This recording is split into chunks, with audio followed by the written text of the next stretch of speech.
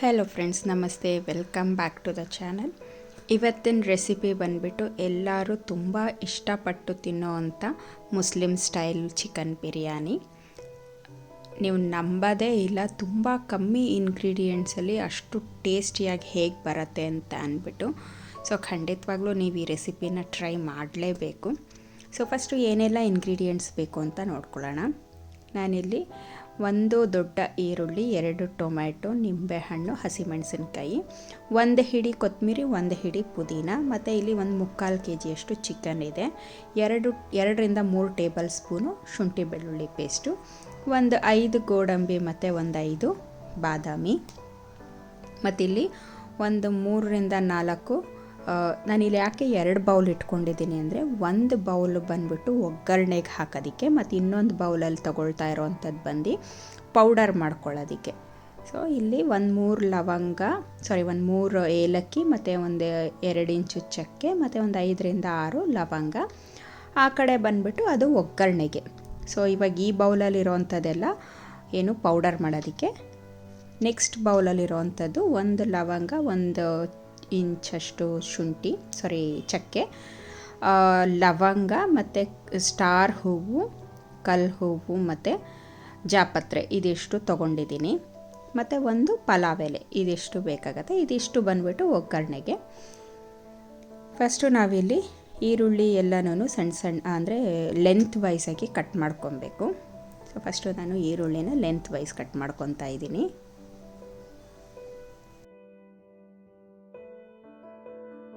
ಈರುಳ್ಳಿ cut ಮಾಡ್ಕೊಂಡಿದ್ದಾದಮೇಲೆ ತೊಗೊಂಡಿರೋಂಥ tomato ಕೂಡ ಈ ಥರ ಲೆಂತ್ ವೈಸಾಗಿ ಕಟ್ ಮಾಡ್ಕೊತಾ ಇದ್ದೀನಿ. ಮತ್ತು ಹಸಿಮೆಣಸಿನ್ಕಾಯಿ ನೀವು ಜಾಸ್ತಿ ಬೇಕಿತ್ತು ಅಂದರೆ ಜಾಸ್ತಿ ಕೂಡ ಹಾಕ್ಕೊಬೋದು. ನಾನಿವಾಗಿಲ್ಲಿ ಮಿಕ್ಸಿ ಜಾರ್ ತೊಗೊಂಡು ನಾವೇನು ಪುಡಿ ಮಾಡೋದಕ್ಕೆ ಎತ್ತಿಟ್ಕೊಂಡಿದ್ವಲ್ಲ ಅದನ್ನು ಹಾಕ್ಕೊಂಡು ಮಿಕ್ಸಿ ಮಾಡ್ಕೊತಾ ಇದ್ದೀನಿ.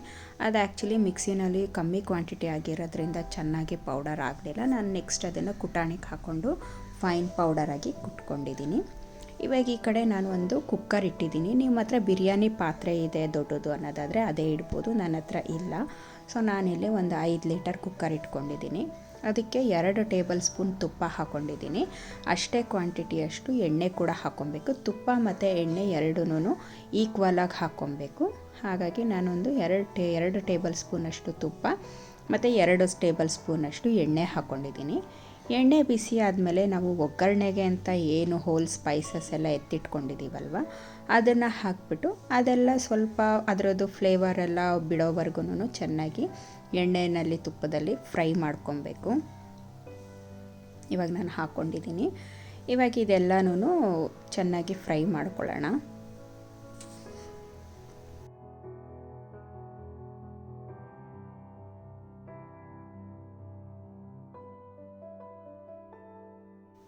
ಇವಾಗ ತಗೊಂಡಿರೋಂಥ ಹೋಲ್ ಸ್ಪೈಸಸ್ ಎಲ್ಲ ಫ್ರೈ ಆಗಿದ್ದಾಗಿದೆ. ನಾವೇನು ಉದ್ದುದ್ದ ಕಟ್ ಮಾಡ್ಕೊಂಡಿರೋಂಥ ಈರುಳ್ಳಿನ ಇಲ್ಲಿ ಹಾಕ್ಕೊತಾ ಇದ್ದೀನಿ. ಈರುಳ್ಳಿನ ಆ್ಯಕ್ಚುಲಿ ಇದು ಈರುಳ್ಳಿ ಚೆನ್ನಾಗಿ ಫ್ರೈ ಆಗಬೇಕು. ಈ ಕಡೆ ಈರುಳ್ಳಿ ಸೀದು ಹೋಗಬಾರ್ದು, ಹಾಗೆ ಹಸಿಯಾಗೂ ಇರಬಾರ್ದು. ಈರುಳ್ಳಿ ಫ್ರೈ ಮಾಡೋದೇ ಕೀ ಇಂಗ್ರೀಡಿಯೆಂಟು, ಇಲ್ಲಿ ಕೀ ಪಾಯಿಂಟು. ಈರುಳ್ಳಿನ ಮಾತ್ರ ನಾವು ಸ್ವಲ್ಪ ಪೇಷನ್ಸಿಂದ ಚೆನ್ನಾಗಿ ಗೋಲ್ಡನ್ ಬ್ರೌನ್ ಆಗೋವರೆಗೂ ಈಕ್ವಲ್ ಆಗಿ ಅದು ಗೋಲ್ಡನ್ ಬ್ರೌನ್ ಆಗಬೇಕು. ಅಲ್ಲಿವರೆಗೂ ಚೆನ್ನಾಗಿ ಫ್ರೈ ಮಾಡ್ಕೊಬೇಕು. ಈರುಳ್ಳಿ ಫ್ರೈ ಆಗೋಷ್ಟರಲ್ಲಿ ನಾವೇನು ಗೋಡಂಬಿ ಮತ್ತು ಬಾದಾಮಿ ತೊಗೊಂಡಿದ್ದೀವಲ್ವ ಅದನ್ನು ಹಾಕ್ಕೊಂಡು ಸ್ವಲ್ಪ ನೀರು ಹಾಕ್ಬಿಟ್ಟು ಫೈನ್ ಪೇಸ್ಟ್ ಮಾಡ್ಕೊಳ್ಳೋಣ.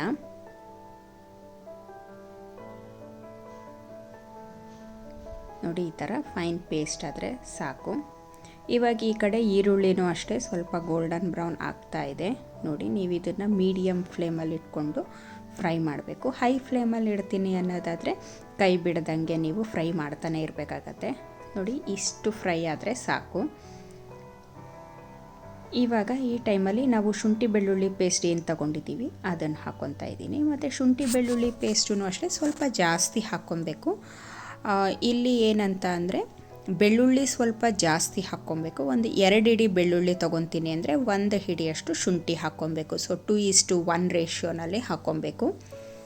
ಮತ್ತು ಅದೇ ಟೈಮಲ್ಲಿ ನಾನು ಹಸಿಮೆಣಸಿನ್ಕಾಯಿ ಹಾಕ್ಕೊತಾ ಇದ್ದೀನಿ. ನೀವು ಸ್ವಲ್ಪ ಖಾರ ಜಾಸ್ತಿ ಬೇಕು ಅನ್ನೋದಾದರೆ ಇನ್ನೂ 1-2 ಹಸಿಮೆಣಸಿನ್ಕಾಯಿ ಹಾಕ್ಕೊಬೋದು. ಈಗ ನಾನು ತೊಗೊಂಡಿರೋಂಥ ಹಸಿಮೆಣಸಿನ್ಕಾಯಿ ಸ್ವಲ್ಪ ಖಾರ ಜಾಸ್ತಿ ಇದೆ, ಹಾಗಾಗಿ ನಾನು ಎರಡನ್ನು ಕಟ್ ಮಾಡಿ ಹಾಕ್ಕೊಂಡಿದ್ದೀನಿ. ನೀವು ಖಾರ ಇಲ್ಲ ಅನ್ನೋದಾದರೆ ಒಂದು 4 ಹಾಕ್ಕೊಬೋದು. ಇವಾಗ ನಾನು ತೊಗೊಂಡಿರೋಂಥ ಟೊಮೆಟೊ ಕೂಡ ಹಾಕ್ಕೊತಾ ಇದ್ದೀನಿ. ಟೊಮೆಟೊನೂ ಅಷ್ಟೇ ಸ್ವಲ್ಪ ಮುಷಿ ಆಗಬೇಕು ಚೆನ್ನಾಗಿ, ಅಲ್ಲಿವರೆಗೂ ಫ್ರೈ ಮಾಡಬೇಕು. ಇವಾಗ ಟೊಮೆಟೊ ಬೇಗ ಬೇಯಬೇಕು ಅಂದರೆ ಸ್ವಲ್ಪ ಉಪ್ಪು ಹಾಕ್ಬಿಟ್ಟು ಲಿಡ್ ಕವರ್ ಮಾಡಿ ನಾನು ಬೇಯೋದಕ್ಕೆ ಬಿಡ್ತಾ ಇದ್ದೀನಿ.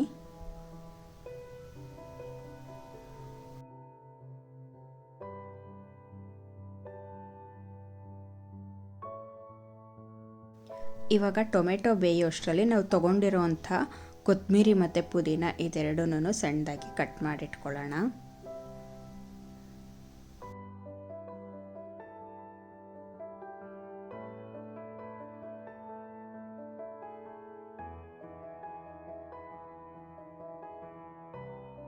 ಇವಾಗ ಈ ಕಡೆ ಟೊಮೆಟೊ ಕೂಡ ಬೆಂದಿದೆ, ನೀವು ನೋಡ್ಬೋದು ಎಷ್ಟು ಮುಷಿಯಾಗಿ ಬೆಂದಿದೆ ಅಂದ್ಬಿಟ್ಟು. ಇವಾಗ ನಾನು ಕಟ್ ಮಾಡಿ ಇಟ್ಕೊಂಡಿರೋಂಥ ಕೊತ್ತಂಬರಿ ಮತ್ತು ಪುದೀನ ಹಾಕ್ಕೊತಾ ಇದ್ದೀನಿ. ಕೊತ್ತಂಬರಿ ಮತ್ತು ಪುದೀನ ಹಾಕ್ಬಿಟ್ಟು ಅದೊಂದು 2 ನಿಮಿಷ ಚೆನ್ನಾಗಿ ಫ್ರೈ ಮಾಡ್ಕೊಬೇಕು. ಅದೊಂದು ಚೂರು ಸಾಫ್ಟ್ ಆಗ್ತಿದೆ ಅನ್ನೋವಾಗಲೇ ನಾವು ತೊಗೊಂಡಿರೋಂಥ ಚಿಕನ್ ಪೀಸಸ್ನ ಹಾಕ್ಕೊಬೇಕು. ನೀವು ಮಟನ್ ತೊಗೊಂಡಿದ್ರೂ ಅಷ್ಟೇ ಈ ಸ್ಟೇಜಲ್ಲೇ ಅದನ್ನು ಹಾಕ್ಕೊಳ್ಳೋ ಅಂಥದ್ದು. ಇವಾಗ ಚಿಕನ್ ಹಾಕ್ಕೊತಾ ಇದ್ದೀನಿ, ನಾನು ಸ್ಕಿನ್ ಔಟ್ ಮಾಡಿರೋವಂಥ ಚಿಕನ್ ತೊಗೊತಾ ಇದ್ದೀನಿ. ಮತ್ತು ಸಾಧ್ಯ ಆದಷ್ಟು ಚಿಕನ್ ಪೀಸಸ್ಸು ಸ್ವಲ್ಪ ದೊಡ್ಡದಾಗಿರೋ ಹಾಗೆ ಕಟ್ ಮಾಡಿಸ್ಕೊಳ್ಳಿ, ಇಲ್ಲಾಂದರೆ ಎಲ್ಲ ಕರ್ಗೋಗ್ಬಿಡತ್ತೆ. ಇವಾಗ ಚಿಕನ್ ಹಾಕಿದ್ಮೇಲೆ ಚೆನ್ನಾಗಿ ಇದನ್ನು ಮಿಕ್ಸ್ ಮಾಡಿ ಉಪ್ಪು ಮತ್ತು ಅರಿಶಿನ ಹಾಕ್ಕೊತಾ ಇದ್ದೀನಿ.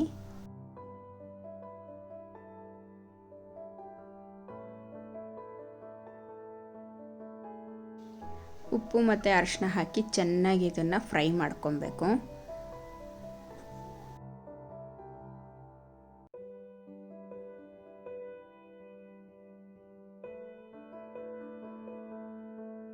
ಇವಾಗ ಉಪ್ಪು ಹಾಕಿದ್ಮೇಲೆ ನಾನು ಹಿಂದೆನೇ ಅಚ್ಕಾರದ ಪುಡಿ ಹಾಕ್ಕೊತಾ ಇದ್ದೀನಿ. ಅಚ್ಕಾರದ ಪುಡಿ ನಿಮ್ಮ ಟೇಸ್ಟ್ ಅಕಾರ್ಡಿಂಗ್ ನೀವು ಹಾಕ್ಕೊಬೋದು.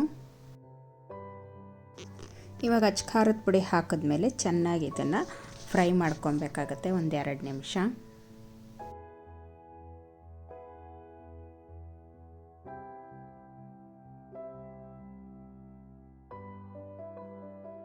ಇವಾಗ ಖಾರದ ಪುಡಿ ಹಾಕ್ಕೊಂಡು ಚೆನ್ನಾಗಿ ಫ್ರೈ ಮಾಡಿದ್ಮೇಲೆ ನಾವೇನು ಕುಟ್ಕೊಂಡಿದ್ದೀವಲ್ವ ಚಕ್ಕೆ ಲವಂಗ ಮತ್ತು ಏಲಕ್ಕಿ ಪುಡಿ, ಅದನ್ನು ಈ ಸ್ಟೇಜಲ್ಲಿ ಹಾಕ್ಕೊತಾ ಇದ್ದೀನಿ.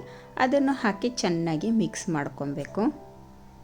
ನಾವಿಲ್ಲಿ ಮಸಾಲಗಳನ್ನೂ ಅಷ್ಟೇ ಏನು ಮೆನ್ಷನ್ ಮಾಡಿದ್ದೀನಿ, ಇಷ್ಟು ಮಸಾಲ ಹಾಕಿದ್ರೇ ಟೇಸ್ಟ್ ಬರೋದು. ಇದ್ರ ಜೊತೆಗೆ ಎಕ್ಸ್ಟ್ರಾ ಏನೂ ಹಾಕೋದು ಬೇಡ. ನೀವು ಆ ಥರ ಎಕ್ಸ್ಟ್ರಾ ಮಸಾಲೆಗಳು ಹಾಕ್ಬಿಟ್ರೆ ನಮಗೆ ಟೇಸ್ಟೂ ಚೇಂಜ್ ಆಗುತ್ತೆ. ಹಾಗಾಗಿ ಒಂದು ಸಲ ನೀವು ಇಷ್ಟೇ ಮಸಾಲ ಹಾಕ್ಕೊಂಡು ಟ್ರೈ ಮಾಡ್ಬೋದು. ಇವಾಗ ನಾನಿಲ್ಲಿ ಬಾದಾಮಿ ಮತ್ತು ಗೋಡಂಬಿ ಏನು ನಾನು ಪೇಸ್ಟ್ ಮಾಡಿಟ್ಕೊಂಡಿದ್ದೆ ಅದನ್ನು ಹಾಕ್ಕೊತಾ ಇದ್ದೀನಿ. ಅದನ್ನು ಹಾಕ್ಕೊಂಡು ಚೆನ್ನಾಗಿ ಮಿಕ್ಸ್ ಮಾಡ್ಕೊಳ್ಳೋಣ.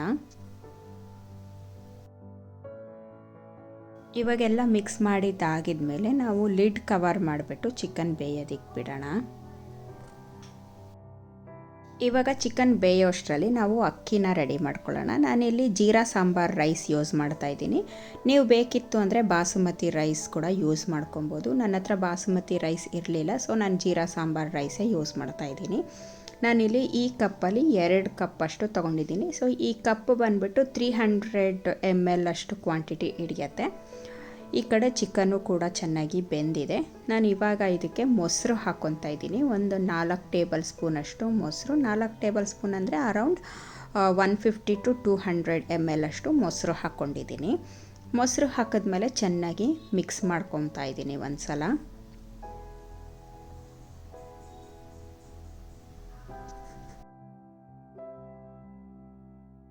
ಇವಾಗ ನಾನು ಬಿಸಿ ನೀರು ಹಾಕ್ಕೊತಾ ಇದ್ದೀನಿ. ನಾನು ನೀರಿಲ್ಲಿ ಬಿಸಿ ಮಾಡಿಟ್ಕೊಂಡಿದ್ದೆ.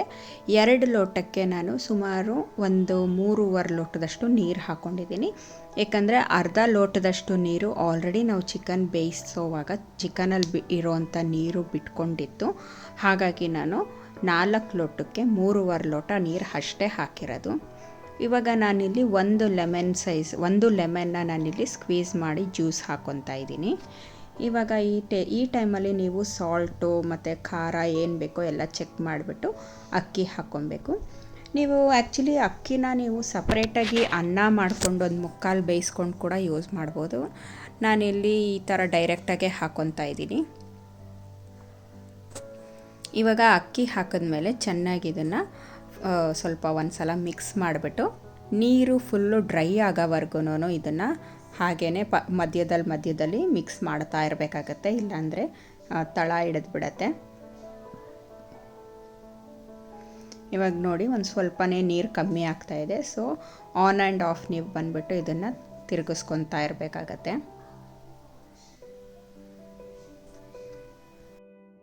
ಇವಾಗ ಫೈನಲಿ ನೀವು ನೋಡ್ಬೋದು ಇಷ್ಟು ನೀರು ಕಮ್ಮಿ ಆಗೋವರೆಗೂ ನಾವು ತಿರುಗಿಸ್ಕೊತಾ ಇರಬೇಕಾಗತ್ತೆ ಮಧ್ಯದಲ್ಲಿ.